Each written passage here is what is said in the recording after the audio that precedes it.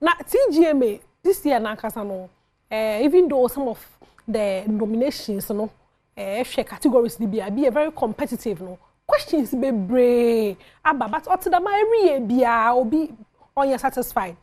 artist of the year de Kofi Kinata is name poem ho Kofi bisa questions na they can Paluta chema Makoma kra no na law file nominations so still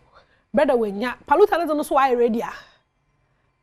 share Ken Paluta so nezeno nti no o chirema na nyo Makoma no baby enwum no akono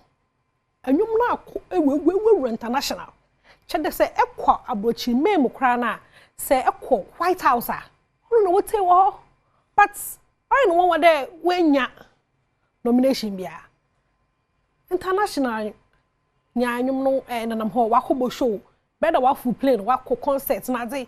Makoma na odru nominations no why you ho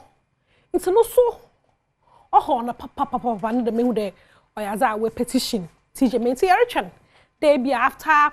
one more petition na azini nyina no e bia sansa kan bi